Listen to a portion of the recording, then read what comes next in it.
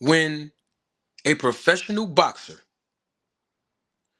is not particularly signed under a contractual obligation with a promoter, that fighter is considered a free agent, for lack of better professional terms.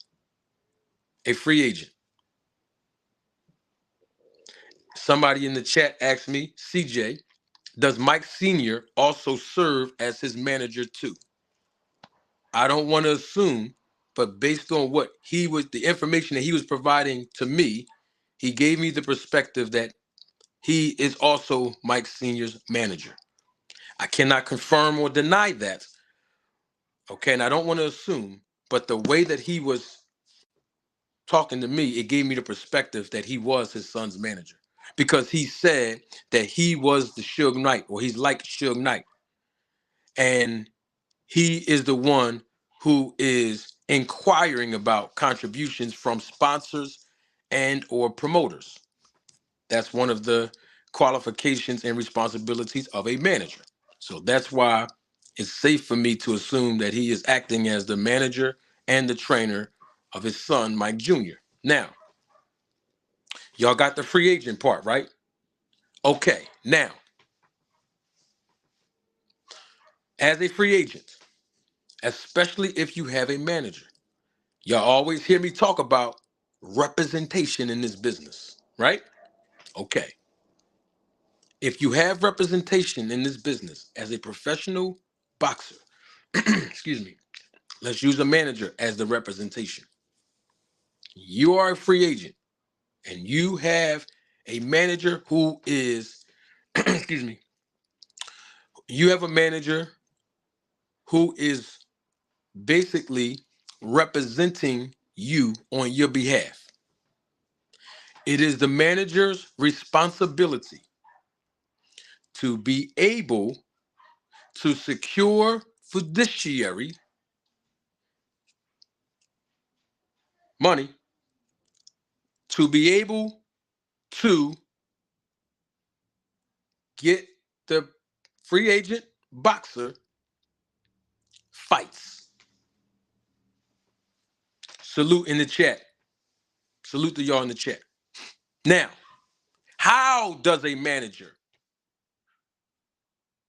get his or her fighter the opportunity to compete in the ring?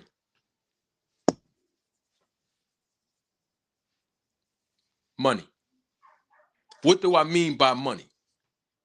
Very simply, the manager will communicate with promoters. You might, and Byron Bradley, I see you in the chat, and you might be right about that. Matter of fact, let me see if I can put that up there. You might be right about that. You just might be right about that. Now, I'll take this off. I didn't put him up there. There you go. Now, using my phone tonight, y'all. All right. Let's get to it now. The manager talks to promoters. Managers will basically communicate with promoters. It doesn't matter if they're small time promoters for local shows. It doesn't matter if they're the huge, large, you know, famous promoters in major shows. None of that matters. What matters is that the manager have a Rolodex, a contact list, to be able to pick up the phone or email a promoter or reach out to a promoter through social media, right? Now, the manager reaches out to the promoter on behalf of the fighter. Listen and listen to me good now. Class is in session. And the manager says, listen, I have a fighter here that I'm representing. How much is it going to cost me to get my fighter on your upcoming card? The promoter might say, it might cost you X amount of dollars, right? Now, the first amount of money it's going to cost that manager from the rip is the slot fee. You ain't gonna find this nowhere else. So I'm glad y'all here with me tonight. I got a headache, but we working tonight. We working. Cause there's a method to my madness on this. So stay with me now. Hit the like button, y'all. I'm waking up. I'm waking up. Hit the like button for me. Come on in. Welcome. Now,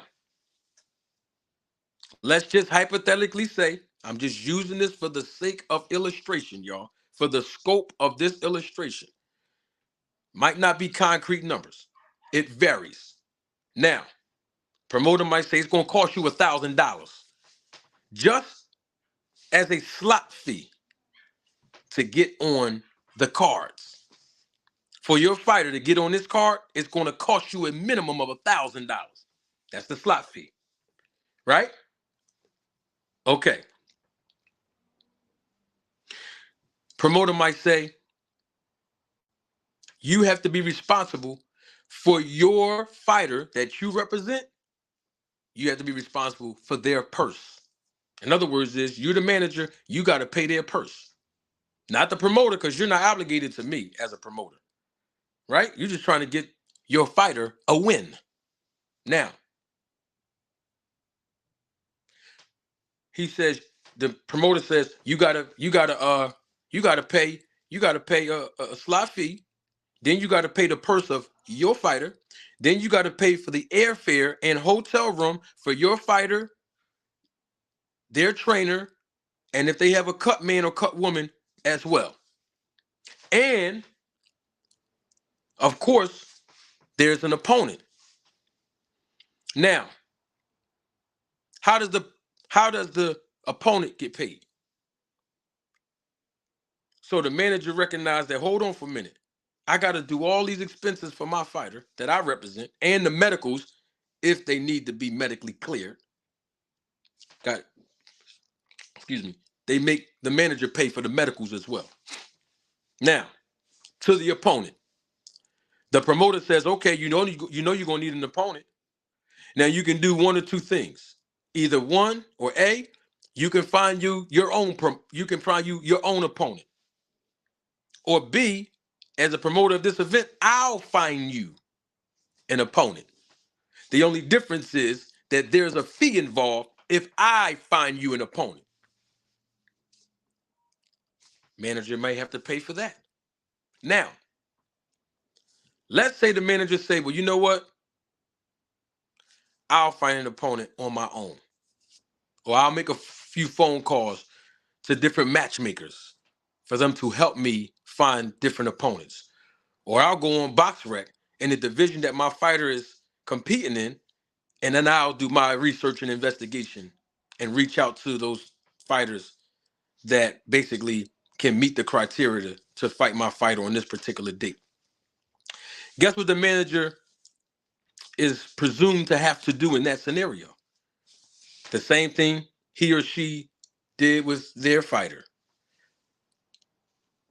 Pay the opponent's purse, right? Because remember, the opponent is not signed to the promoter that's hosting the event either, right? Pay for the opponent's purse. Pay for the opponent's airfare. Now, this is round trip now. It's not one way, round trip. Pay for a trainer's airfare. That opponent want to bring his or her cut man or cut woman. Pay for that as well. If they need medicals, pay for the medicals as well. Y'all see where I'm going with this, right? Okay. Now,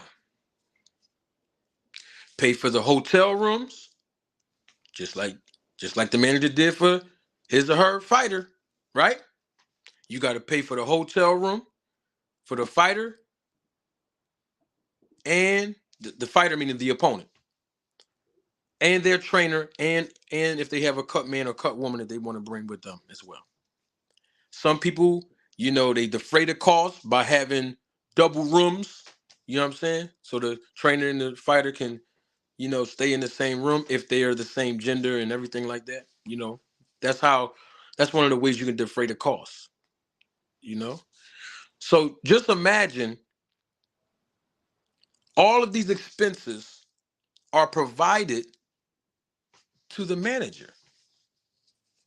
So when you hear someone like Mike Sr. say that he got sponsorship money to make sure that his son got on certain cards, that's what he's talking about. I wanted to make sure I translate that so that we all can be on the same page and have an understanding of this business. When someone is a free agent, when I say someone, I mean a professional boxing athlete, especially when they're up and coming in the ranks. Because somebody may have missed what Mike Sr. was saying, so I'm translating that so we all can be on the same page of why I asked him that question.